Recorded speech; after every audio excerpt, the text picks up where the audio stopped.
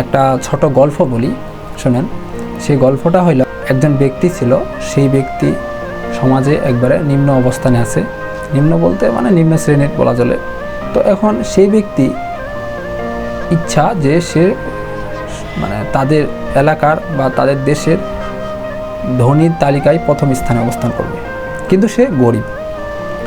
তো এখন সে তাদের এলাকায় বা তাদের দেশের মধ্যে যে ধনী ছিল, সে দেখে যে সে খুব ভালোভাবে জনপ্রিয় মানুষের কাছে, এবং সে যখন আসে তখন বিভিন্ন গণমাধ্যম থেকে শুরু করে অন্যান্য বিভিন্ন ধরনের যারাই আছে সবাই শুধু স্যার স্যার বলে তাকে সম্বোধন করে এবং তার কাছে ছবি তুলতে চায়। তো এগুলো দেখে সে আরও অনেক মোটিভেট হয়। তো এরপর সে সিদ্ধান্ত নেয় যে আমি সেই মানুষটার সাথে দেখা করব। কোন মানুষটা? যে তাদের দেশের সবচেয়ে ধনী বেশি। তো তখন সে সিদ্ধান্ত নেয় যে তার সাথে সে দেখা করব। কেন সিদ্ধান্ত নেয়? কারণ তার সাথে যদি দেখা করে তার কাছ থেকে কিছু না কিছু সে পরামর্শ নিতে পারবে, যেই পরামর্শগুলো তার জীবনে সেই জায়গাটায়, যে ধনী ব্যক্তি যে জায়গায় আছে সেই জায়গায় সহায়তা করবে। তো সেই ব্যক্তি তাকে কিছু পরামর্শ দিয়েছিল। কি পরামর্শ? তো তার সাথে গেছে, দেখা হয়েছে। তখন প্রথমে তো আর দেখা করতে দিবে না, তখন তারপর জোর করে অনেকবার ঘোরাফেরা কর অবশেষে সে তার দেখা পাইল। এখন সে বলছে যে একদিন আমার অফিসে আসিও, মানে সেই ধনী ব্যক্তিটা বলছে যে আমার অফিসে আসিও। তো সে তো গেছে তার অফিসে, ওই ধনী ব্যক্তি যে আছে সে তার মানে ধনী ব্যক্তির অফিসে, ওইখানে যেখানে তার বাসা সেখানে গেছে, যে গরিব যে ছেলেটা আছে সে।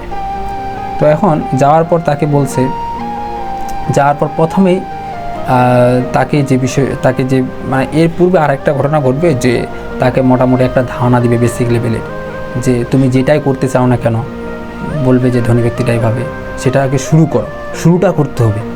স্বপ্ন যেটাই দেখো না কেন শুরু করা লাগবে, শুরুটাই হলো সবচেয়ে বড় বিষয়। আর যেটার স্বপ্ন দেখতেছ সেইটা আগে একবার বড়টা না করে সেটার আগে ছোট ছোট বিষয়গুলো করো, তাহলে দেখবা যে এক সময় সেটার বড়টা তোমার এক্সপিরিয়েন্স চলে আসতেছে। এভাবে ধনী লোকটা প্রথমে তাকে একটা পরামর্শ দেয়, এর পরবর্তীতে তাকে বাসায় আসতে বলে। তো তখন সে কথা অনুযায়ী বাসায় আসে। তো আসার পর দেখা যায় যে ওই যে ধনী ব্যক্তিটা ছিল, তার যে কর্মচারীগুলো ছিল, সেই কর্মচারীগুলো তার মাথা চেপে ধরে, একবারে পলিথিন ব্যাগ দিয়ে তার মাথা চেপে ধরে। তো যখন এভাবে তার মাথায় পলিথিন ঢুকাই দিছে, একবারে গলার এখানে চেপে ধরছে পলিথিন দিয়ে। তো মানুষটা কি নিঃশ্বাস নিতে পারবে? আলটিমেটলি কিন্তু সে নিঃশ্বাস নিতে পারবে না। তো যখন এরকম নিঃশ্বাস নিতে পারে না, সে ছটফট করতে থাকে, সে নিজেকে বাঁচানোর জন্য প্রাণপণে চেষ্টা করতে থাকে। আর ওই মানুষগুলো ধরে আছে, যে বিভিন্ন ধরনের যে তার বডিগার্ডগুলো ছিল ওই ধনী ব্যক্তির, মানে তারা ধরে আছে শক্ত করে একবারে, যাতে সে এই পলি ব্যাগটা যেটা আছে সেটা যেন গলা থেকে সরাতে না পারে। খুব ভালোভাবে ধরে আছে একবারে, মানে মাথা সম্পূর্ণটা ভরে দিয়ে একবার গলায় ধরে আছে শক্ত করে, যাতে কোনো বাতাস না ঢুকে, অক্সিজেন না ঢুকে। তো সেও চেষ্টা করতেছে প্রাণপণে, ওই ছেলেটা যেটা গেছে ধনী ব্যক্তির কাছে, যে কিভাবে আমি এখান থেকে বাঁচবো, কিভাবে বেঁচে ফেলব। অবশেষে অনেক চেষ্টার পর একবার নিজের জান প্রাণ উজাড় করে দিয়ে একবারে সেখান থেকে সে পলিথিনটা বাই করছে, পলি ব্যাগটা মাথা থেকে বের করছে। তো তখন সে প্রশ্ন করলো, আমি আপনার কাছে আসলাম পরামর্শ নিতে, আর আপনি আমাকে মারতে চাচ্ছেন? মানে ওই ছেলেটা প্রশ্ন করলো। তখন ধনী ব্যক্তিটা বলল, না না বগা, আমি তোমাকে মারতে চাচ্ছি না, এখান থেকে তুমি কী শিখলা বলো। ধনী ব্যক্তিটা বলছে, আমি তোমাকে মারতে চাচ্ছি না, এখান থেকে তুমি কী শিখলা বলো। তখন ওই ছেলেটা বলতেছে, এখান থেকে শিক্ষার বিষয় আছে, আমি তো মনে করতেছি আপনি আমাকে মারতেছেন এরকম। তো পরবর্তীতে যে ধনী ব্যক্তিটা আছে, যে বলল, দেখো তোমাকে যখন এরকম যে আমার বডিগার্ডগুলো চেপে ধরলো মাথার মধ্যে পলি ব্যাগ দিয়ে, তুমি নিঃশ্বাস নিতে পারছো না, তখন তুমি কিন্তু তোমার সর্বোচ্চটুকু দিয়ে দিলা সেখান থেকে বাঁচার জন্য। দিলা কিনা বলো তো? সে বলতেছে, হ্যাঁ আমি সর্বোচ্চটুকু দিছি সেখান থেকে বের হওয়ার জন্য। তো দেখো, আমরা আমাদের জীবনে বা তুমি তোমার জীবনে এরকম কাজ করছো যেখানে তুমি এরকম নিজের সর্বোচ্চটুকু দিয়ে দিছো, মানে জান প্রাণ উজাড় করে দিছো, এরকম কোনো কাজ করছো? সে বলতেছে, না আমি তো এরকম কোনো কাজ করি নাই।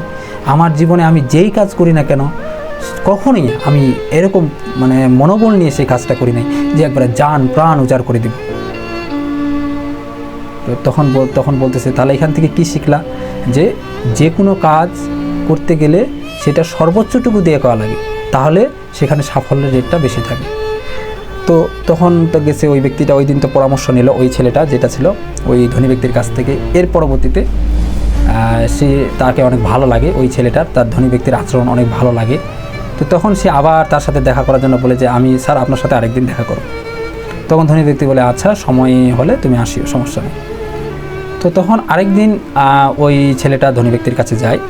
তখন গিয়ে বলে যে ধনী ব্যক্তির সাথে কথা বলে আলাপ আলোচনা করে নর্মালভাবে। এরপরে একটা উদাহরণ দেয় ওই ধনী ব্যক্তি ওই ছেলেটাকে, কি বলে যে তোমাকে যদি আমি বলি যে এখান থেকে 50 ফিট নিচে, কত ফিট, 50 ফিট নিচে একটা সোনার বড় খনি আছে, যে খনিতে প্রায় 100 মণ সোনা আছে। কত মণ? 100 মণ সোনা আছে। তো তোমাকে যদি আমি এটা বলি বা এটা যদি থাকে, তুমি কি এখন এখানে বসে থাকবা না ওই স্বর্ণ খুঁড়ে নিয়ে আসবা, খুঁড়ার জন্য চেষ্টা করবা? সে বলতেছে অবশ্যই, আমি যেহেতু জানি এখানে যে 100, আমি যদি একটু কষ্ট করি, জাস্ট একটু খুঁড়ার পর যদি আমি সেই একটা সাফল্য পাই, সাফল্য বলতে কি সেই স্বর্ণটুকু পাই, 100 মণ স্বর্ণ, তাহলে আমার জীবনটা সফল, আমি তো মানে কোটিপতি, একবারে সবচেয়ে বড় এলাকার ধনী হয়ে যাব। তো বলতেছে তুমি যখন খুঁড়বা মানে মাটিটা, তখন কি তোমার কোনো বাধা প্রতিবন্ধকতা আসবে না? সে বলতেছে কিভাবে, মানে ছেলেটা বলতেছে কিভাবে? তখন বলতেছে তুমি যখন খুঁড়বা তখন কিন্তু দেখা যাবে যে এদিক থেকে বালু আসতেছে, মাটি আসতেছে, বিভিন্ন মাটি ধসে পড়তে অনেক কিন্তু ঝামেলা থাকবে। তারপরে কিন্তু তুমি কিন্তু কখনো হাল ছাড়বা না। কেন? কারণ তুমি জানো যে এইটার সম্পূর্ণটা যদি খুঁড়া হয়, আমি যদি খুঁড়তে পারি, তাহলে কিন্তু আমার একটা বড় ধরনের একটা অ্যাচিভমেন্ট আসবে, আমি মানে কোটিপতি হয়ে যাব, এলাকার সব শীর্ষ ধনী হয়ে যেতে পারবো। তো যার জন্য কিন্তু যতই আসুক, মাটি আসুক, বালু আসুক, যাই আসুক এখানে, তুমি কিন্তু পিছু পা হবা না, হবা কি? হবা না। তো আমাদের জীবনটাও ঠিক একই রকম। এবার বলতেছে ধনী লোকটা, যে বলতেছে আমাদের জীবনটাও ঠিক একই রকম, যে আমরা আমাদের সাফল্য আছে, কিন্তু আমাদের এক জায়গায় সাফল্যটা আছে, নাই যে এরকমটা না, কিন্তু এই যে আমাদের সাফল্যের কাছে যে যাব, এই যাওয়ার জন্য সাফল্যের কাছে আমাদের পরিশ্রম করা লাগবে না। তো এখন আমরা এই পরিশ্রম করতে চাই না। এই যেমন মাটিটা খুঁড়তে বিভিন্ন ধরনের পরিশ্রম করা লাগবে, বাধা প্রতিবন্ধকতা আসবে, এদিক দিয়ে পানি আসবে, এদিক দিয়ে বালু ধসে পড়বে। তো আমাদের জীবনে কিন্তু বিভিন্ন ধরনের বাধা প্রতিবন্ধকতা আসবে, মানুষজন বিভিন্ন কথা বলবে, বিভিন্ন ঝামেলা আসবে, এগুলো আমরা ওভারকাম করতে চাই না। তো যখন আবার স্বর্ণের কথা বলি, তখন কিন্তু আমরা ওভারকাম করতে চাই, কিন্তু এখানে আমরা চাই না, যার কারণে কিন্তু আমরা আমাদের বাস্তব জীবনে সফলতাটা নিয়ে আসতে পারি না। আর তুমিও কিন্তু এই কারণে শীর্ষ ধনী কিন্তু হইতে পারো না। ধনী লোকটা এভাবে সেই ছেলেটাকে বোঝায়। তখন ছেলেটা বুঝতে পারে বাস্তবে তো যে আমরা তো আমাদের জীবনেও অবশ্যই সাফল্য আছে, জাস্ট আমরা সেই সাফল্যের জায়গাটা যাওয়ার জন্য মধ্যবর্তী যে আমাদের কষ্টটা করা লাগে, পরিশ্রমটা, ত্যাগ, এগুলো যে করা লাগে, আমরা এটাই করতেছি না। তখন সেই ছেলেটা এই বিষয়গুলো বুঝতে পারে, এবং সেগুলো বোঝার পর পরবর্তীতে দেখা যায় যে সেই ছেলেটা যেটা আছে, সে তার কথা মতো, ওই ধনী ব্যক্তির কথা মতো, সে প্রথমে তার ব্যবসা বাণিজ্য যেটা করবে সেটা প্রাথমিক পর্যায়ে শুরু করে মানুষদের কাছ থেকে ঘরে ঘরে গিয়ে এই বিষয়ে বিভিন্ন কথা বলে, প্রোডাক্টের বিষয়ে। তো এইভাবে করতে করতে করতে করতে তার এক্সপিরিয়েন্স বাড়াইতে বাড়াইতে এই ধনী লোকের যেভাবে তাকে পরামর্শ দিয়েছিল বিভিন্ন ধরনের, এভাবে যান প্রাণ করে সে পরিশ্রম করে একদিন একটা বিরাট বড় কোম্পানির সেই ছেলেটা মালিক হবে, এবং সে এলাকার বা দেশের সে শীর্ষ ধনী হবে। তো এই গল্প থেকে আমরা কি শিখতে পাইলাম? মূল থিমটা কি?